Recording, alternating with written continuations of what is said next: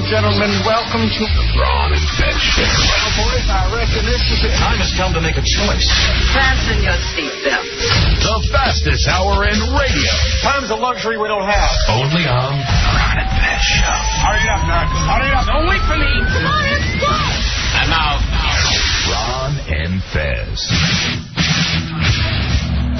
It's the fastest hour in radio on 106.7 WJFK-FM, the Ron and Fez Show. I'm Ron. There's Fez right there. Hello, everyone, and I'm on lithium. Let's not make a big deal out of that, because I got news for you. You want people who listen to the show to relate to us, and no one relates to lithium heads. I think I found my demo. President Bush took his Bush bus to Ohio, where he flipped pancakes yesterday, and made fun of John Kerry for saying foreign leaders wanted him to beat W in the election. Now, to me, isn't this another topic that the president shouldn't bring up, his unpopularity in other nations? I don't even think that the president should bring up foreign leaders while he's flipping flapjacks. That's always a problem for me. One of the real things I hate is what we make these poor guys do before we will elect them. He's the most powerful man in the world, and he's literally flipping a pancake for a trucker. Yeah, do the incumbents usually do the flapjacks as well as the challenger? Because usually that's the challenger's job. Yeah, it should be the challenger's job, but there's the President of the United States. You want some sausage with that? And can I get you the blueberry syrup? I'm not comfortable with it. I don't think he should be either. He's got the twins frying bacon in the back. Yeah, he brings this up like it's a joke that, let's see, the people of France and Germany and Spain would rather see another president than me. And acting like that's not true. To me, all it gives me is something else to think about. Yeah, you're right. That international community, let me put that on my list of cons. If you're to believe Kerry, you'd think everybody in the UN thinks I'm a doofus. Nah. You'd think that I was old Chowderhead, that I was a cheerleader in college. You were, Mr. President. That I somehow skipped out on the Vietnam War. You did, Mr. President. That I traded away the greatest slugger my ball team ever had. You did, sir. Sosa. I got a bag of balls for him, though. We're still using them to this day. Now, have you seen the beautiful Bush bus? No, I got news for you. I haven't seen it yet. Again, it looks like some country western act has come to town. Yeah. It's a real fancy bus, Bush Cheney 04 on the side of it. Then I saw some footage of camera people walking through it. Yeah. Inside, it looks like Donald Trump would own this bus. It looks like the Trump suite that we saw in The Apprentice. So it's like a nice tour bus that like a big rock band would have. Yeah, and the presidential seal is just everywhere through it. And it makes you wonder if you're going to Ohio and Michigan, states where they've lost a lot of jobs, and you're showing up in a bus that's nicer than most of the people's homes. To me, I don't get it. Well, what do you want him doing? Driving around in the Partridge Family bus with no air conditioning, sticking his head out the window? The man has money. Both of these guys have money. Kerry and Bush have cash. Yet you, for some reason, want him to take part-time jobs. Well, I thought he had cooking on the griddle with the flapjacks. That's just showing that he's a regular guy who gets out there and knows how to make pancakes. But really, how do you want the president to travel? The president? I think people get a kick out of seeing Air Force One come in, and then there's like a motorcade. I don't think you need the Lex Express if you're the president of the United States. You don't think that Air Force One is just cherry? You don't think that thing has been pimped out and is just fantastic? Yes, but people are used to that. There's an Olympic-sized pool on that plane, Fezzi. There is? Yes. He's doing laps when he's flying across the country. I think the Lex Express is a good idea. I think the president can pull over. He's in rest areas. He's in truck stops. And Air Force One isn't going to see where normal people go. Here's what we're going to find out next, Ronnie, the radio psychic. Okay, here's a radio psychic. Radio psychic. To these, when he's on tour, on this bus tour, I think he got this at a Reba McEntire sale. How far do you think he's actually going to the stops before he's off of that bus, back in the limo, and on the plane? We're going to find out. This will be the next thing that we find out they faked. It's so frustrating that he drove maybe a block, that they ran around the corner, picked him up, and then came back around the block. That's why you got to make it nice and comfortable, and he'll want to stay on the bus. I, for one, don't want to see that the President of the United States doesn't have a ride as good as, let's say, Metallica over their summer tour. It should be exactly the same. Not better than Metallica's, but certainly not worse. All right, John Kerry has launched a couple of new political ads to introduce himself to voters. Both focus mainly on his Navy service in Vietnam. Now, is this what people are interested in, Fez? What John Kerry did in the past? I know I'm not. I think we all know that he had his medals, whether he threw them away or threw away the ribbons, that he was in Vietnam. I'd like to know about John Kerry's future and some of the plans for Iraq and some of the plans for this country. Believe me, nobody knows how to get out of Iraq now. There's no one out there with a plan. We could bring Jesus back, and he would just go, I don't know. It's a cluster. It's a cluster, boys. We're in trouble. So I guess the idea behind this is to introduce John Kerry to the voters. A little bit at a time, Fezzy. You can't overwhelm the Americans. You gonna let him? I'd like to know why he just threw his ribbons away. To me, that's interesting. I was so mad over the war, I took my ribbons and chucked them. Threw them over the fence, we keep hearing. With somebody else's medals attached to them. To me, that's an interesting story. I can't hear about it enough. With John Kerry, I think what they're doing is showing old footage because the head isn't quite as elongated back then as it is now. You honestly think that his head has grown? Oh, yeah. Yeah, definitely. Heads grow when the rest of the body doesn't? I think his jaw is dropping, like ears keep growing. I think the whole thing is just getting longer. An ear is different than a skull, and I can't believe that his skull and chin has gotten bigger.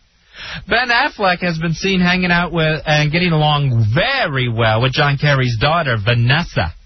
Now, if Vanessa becomes a couple, who does this help more, Ben Affleck or John Kerry? First of all, you are just making this whole thing up. He was seen in the same room with the woman, with the woman. That's it. That's all that happened. No one said they were a couple. No one said they were dating. I said if they become a couple. Why would they become a couple? Because they had a long dinner together at a table, and Vanessa was keeping Ben to herself. There was only two of them at this table. Nobody else. That's what I heard. Where are you hearing this? In some of the Daily Dish. I don't believe it for a second. And what are you now calling them? Vanessa. Yeah, Vanessa. Like Bennifer. Why don't we call them Ben and Kerry's? And that'll be the new thing. It's Ben and Kerry's. I think this would be good for Ben Affleck. I'm not going to sit here like a couple of old Italian women trying to imagine what it would be like if my son married your daughter. It's just the most embarrassing conversation I've ever heard. Ben Affleck, I think, is trying to get in this world. We've seen him hanging out with Teddy Kennedy in the past week and John Kerry. Yes, he's been involved in politics for a long time. And if you are a celebrity in this country, you can become whatever you want. We've seen that in California. For some reason, we've all relaxed, and we're comfortable with the Terminator being governor. We know that our celebrities can do anything. I would be fine with me right now if Ben Affleck became governor of Massachusetts. I wouldn't have a problem with it, and it wouldn't bother me slightly. Dennis Kucinich has been traveling around Oregon in a minivan for a month, hoping to win their May 18th Democratic primary. All right, so instead of having the Bush bus, he has the Dennis van. Yes, the minivan. Yeah. And so apparently he's gotten lost in Oregon and has just kept driving all around the state thinking he's going to win that primary. I hope he wins it. I hope he shocks the world with this one. He is like the Japanese soldier that didn't find out World War II was over, and he's still out there in his submarine ready to hit Gilligan's Island. I wonder if the people in Oregon even know this. They said he gets a few people where he tries to speak, up all around the state every day. I'd love to see him. I mean, he's still running for president. That's the beauty of it. You can still say, hey, I shook the hand that maybe, long shot, but could end up shaking the world. I think he's running for president of Oregon. I mean, who would you rather run into, Dennis Kucinich or Nader? Who would be a better story later? Kucinich. Yeah. Al Gore announces that he's acquired the cable television channel News World International to launch a brand new liberal network. Fezzi, can a liberal news network work in this country? Maybe if they don't use the same people that did the radio version. With the liberal network and Al Gore, I think that's going to be a thing where people are going to want to see Al Gore every day. I don't know if it'll work. Well, that's like saying every time you turn on TBS, you thought you were going to see Ted Turner. No, you're not going to. Whoever wants to see Al Gore hosting a TV show, see? Maybe he can run it, but he's not going to be able to do it. It's going. I'm not comfortable with conservative news, liberal news. I think all news should be down the middle. But if you're going to have a country that's this divided, probably from a business angle, this makes more sense than the radio network. So you're looking at least 50% of the audience that you can grab. Well, hopefully that you can grab. And it's not always the best demos. What you really want to do is do the act that the guy behind us does and play to the white males. That's the smart thing. You want to say, I can deliver the same demos as ESPN. You don't want to say, I can get some women, some gays, and some blacks, and why don't you advertise with me? For whatever reason, that freaks out advertisers, and it just makes them nervous, Fezzi. President Clinton is said to be working around the clock to finish his memoirs in time for their June release. He says he's killing himself because he wants it done. Yeah, well, you had 8 years to do this. Why all of a sudden are you crammy Crammerton at the very end? You're taking no dose and sitting up all night trying to type up your term paper. This president was never on time for anything. He held up LAX for how many hours getting a haircut? There is no way I think this thing's going to be done by June 15th. It'll be done. It'll be out because it's curtain up, and he's going to come out with it, Fez. That's the radio psychic. Radio psychic. He can't wait to take over the summer. Bet on it, bank on it. I'm just afraid that this autobiography is going to be a little less appealing, a little less engaging if he's rushing through everything. And then I met Monica. The end. But he's not going to tell you those stories anyway. The stories are going to go on how he ran the free world. We're going to be bored tearless. We'll take a break here. We'll be right back. Ron and Fez Show. Back with the Ron and Fez Show, the fastest hour in radio. Thanks for being with us at WJFK. ABC News' Nightline scored nearly 30% more viewers on Friday night than it did the rest of the last week. Then, Fezzi, they've got to start reading the War Dead every night of the week. That's what I would be doing if I was Ted Koppel. It's time for me to read the War Dead. You can't miss this. That's what I'd say. Does this show that America can handle the truth, that they tuned in to watch this? So you're calling Jack Nicholson a liar suddenly now? Yes, we can handle the truth. Yes. I think that a lot of people felt like it was their duty to watch that show that night. That it was presented up there, maybe that there was a fight about it first, but people need to see what's going on and feel responsible. The same way with some of the things that are going on right now with whether you call it torture or humiliation, what's going on with some of the Iraqi prisoners. But people need to see this. They need to make up their own minds. We sent these guys to Iraq. If they get killed, if they get themselves in trouble, we're also responsible for that. And we need to be involved. Now, speaking of the prison, the new commander of the U.S.-run prisons in Iraq, he said that they're going to cut in half the number of the Iraqis in that notorious... No, don't tell me that. They're going to cut them in half?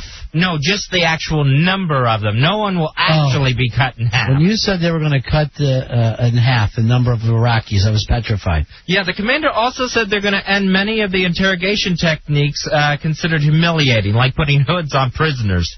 So humiliation is now done.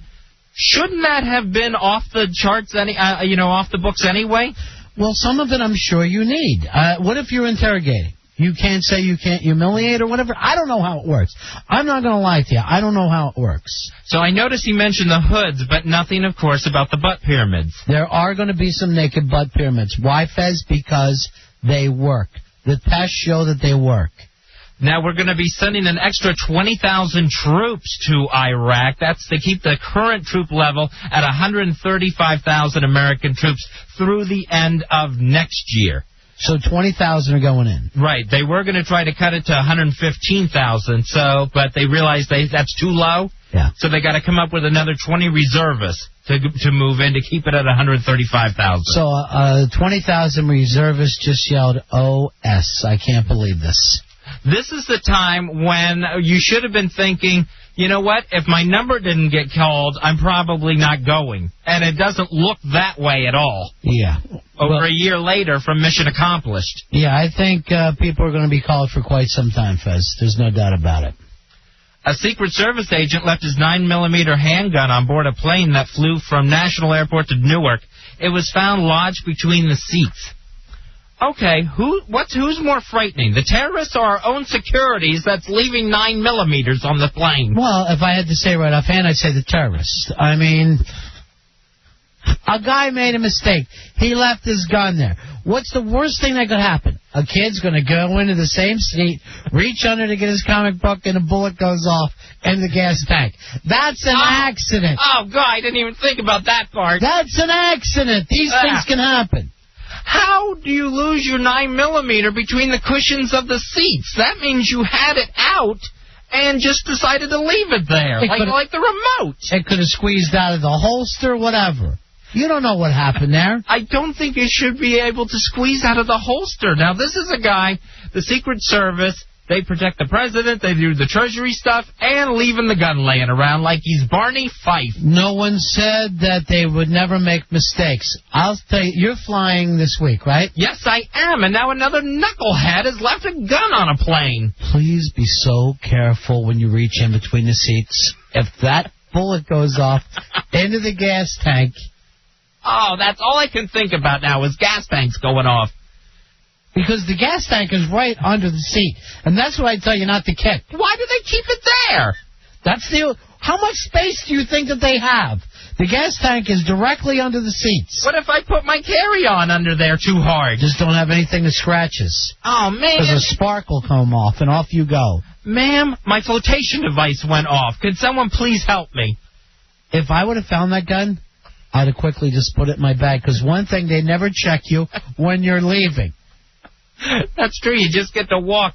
Now, it's lucky they found it, I guess. Any passenger that says, hey, look what I found, holds up the gun, and then it's chaos on the plane, and I'm freaking out, and the gas tank goes off. Or what if a retarded kid found it, and he's running up and down the aisles past you?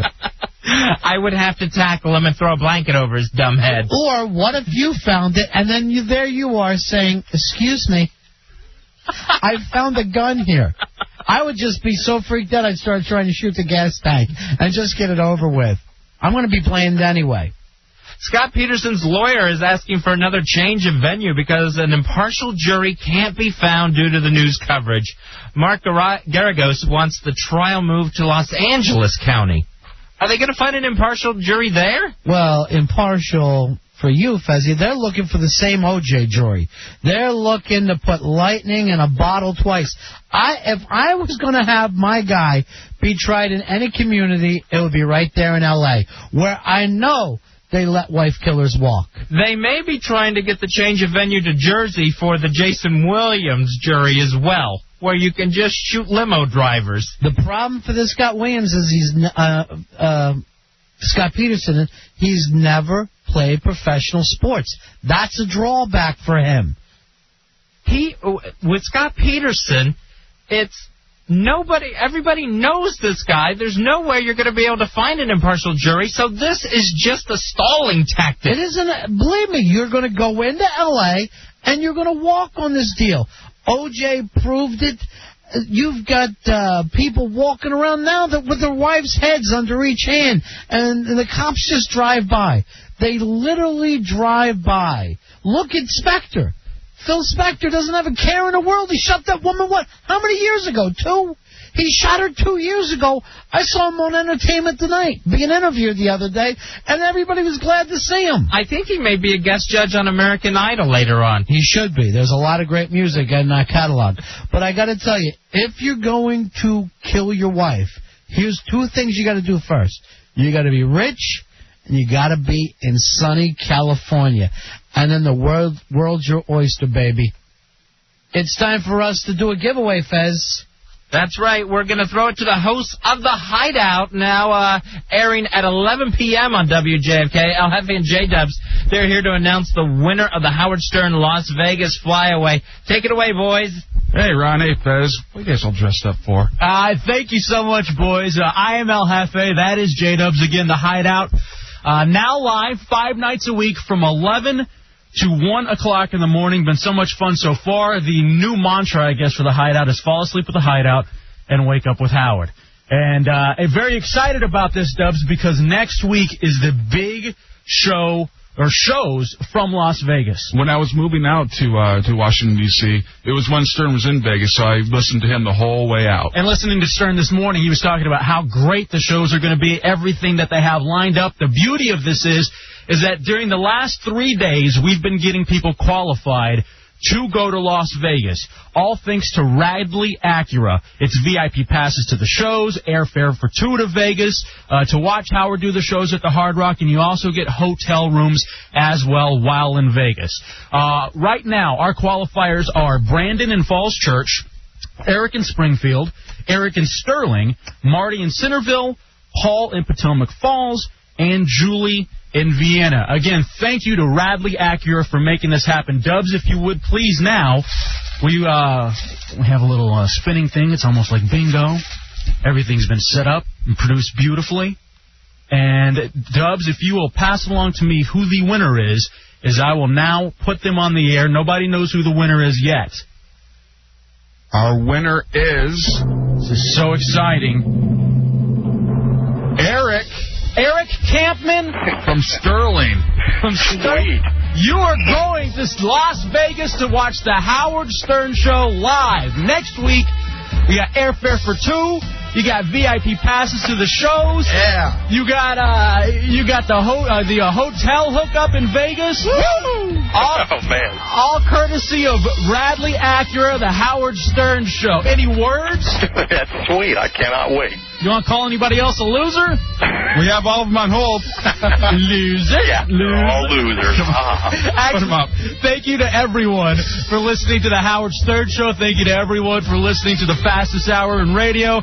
Again, Eric Campman, Sterling, Virginia. You are going to Vegas to see the Stern Show, courtesy of Radley Acura. Everybody make sure they listen to The Hideout every night at 11.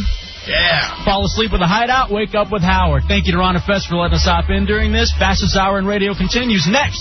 106.7 WJFK.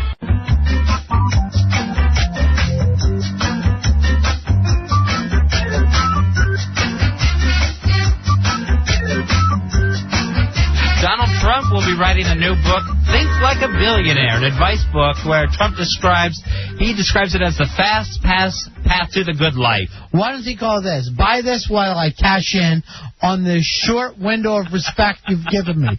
A very tiny window of respect we've given this guy. He knows it ain't going to last.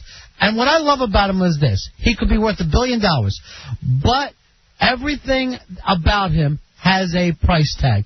If you said to him, Donald, I'll give you $2 million and I want you to come out and sit in a pool of Jell-O, that guy would show up and sit right down in Jell-O. That's Donald Trump Jell-O? It's the beauty thing about him. He has no real ego when it comes to what he'll do for a buck. This new NBC president, he is going to be on Donald Trump's coat jacket tales, where he's going to be trying to get as much Trump as he can on NBC, because that's one thing that's working. Well, I mean, what's really not working is not so much Trump, is that Mark Burnett. That's the guy that you need to hook on to. Whatever that guy, I wish he would touch my forehead, because anything he touches turns to gold, and I always wanted a gold forehead. Rosie O'Donnell is returning to television. She'll be playing a retarded woman in Riding the Bus with My Sister, a made-for-TV movie for CBS. She's going to be great in this, Fezzy. I remember when she used to play a retarded talk show host, and I thought she was fabulous. Hit or miss on Rosie the retard riding a bus around. Huge. How can you not watch Rosie drooling all over herself? It's going to be gigantic. I can't wait to see this. Make it a weekly series. Have her crap in her pants. Now, I thought at first she was up for the part of the bus, but no, she's going to play the retarded woman. You're doing a mean fat joke then? Yes, I am. All right, that's biting. That's shock jockey. That's shock jockey. It's why I like it. You're in their face right now. I love one thing about Rosie is she will, no matter how wacky, she will try it. She will sell her wacky paintings. She will try to put on that nutty taboo show with Boy George. Instead, she walks away from the pile of gold at 11 o'clock and lets another lesbian pick it up. So, I mean, she will take chances. But why can't you do your retarded movie and produce a play while you keep the money rolling in every day at 11 o'clock? To me, that was her big mistake. Someone handed her this, and she immediately thought, I can get a primetime Emmy. I can win an Emmy for a made-for-TV movie to go with my daytime ones. She is thinking that immediately. She's thinking if I'm retarded enough, big enough, I can win this thing. Oh, yeah, I'll watch. And if it's good, I'll vote for it. Daily Variety reported that TV life may not be over for Dr. Fraser Crane. Paramount may be looking to do another series with Kelsey Grammer as Fraser, but with a new cast, in a new setting, and maybe on a new network, possibly CBS. I say do this. It's Frasier in space. And somehow he's lost in space. He has a robot, and he's getting in a different adventure every week. So they're just sending Frasier. Oh, now he's going to work at WKRP in Cincinnati with their wacky crew. Fuzzy, I remember the last time we laughed at Frasier for this, and it was after Cheers ended. And we go, this is the stupidest thing I ever heard. This guy's been on TV every day for 20 years. I'm not about to tell him he doesn't know what he's doing. If he can get another 10 out of this, that would be really, really cool. That would have to. I think he would beat Stell Getty's record for playing a single character on the most different shows, where she played the old lady from the Golden Girls on a bunch of different NBC sitcoms. Well, he's got the record for playing the same character for years in a row, right? Yeah. It's like 20 years in a row. I know he doesn't need any more money, but the thing that he's smart about is that cast is spent. You got to shake them off like the bugs that they are. You're the big dog, and there are leeches hanging onto your tail. Now I'm wondering, did he beat James Arness's record? From Gunsmoke? Yeah, for playing Marshall Dillon? That's before my time, Fezzy. That's when you were in your graduate years. We have a giveaway before we go. Be the 9th caller now and win a pajamagram. Send your mom or wife a pajamagram this Mother's Day, shipped in a keepsake hat box. That's nice. The ultimate pampering gift. Call 1-800-GIVE-PJs or shop online at pajamagram.com. Take the 9th caller. Call us at 202-432-1067 or 1-800-636-1067. We'll take the 9th caller. Some happy birthdays before we go. Ambi Davis, Alice from the Brady Bunch is 78, and we'll be getting calls from all the Brady kids, most of whom will be asking for money. Brian Williams from NBC News is 45. It's actually Tom Brokaw's birthday, and Brian's just taking over. And Tina Yothers from Family Ties is 31, and got a cake from her family and friends that said, happy birthday, who? We're Ron and Fez. Back later right here on 106.7 WJFK-FM.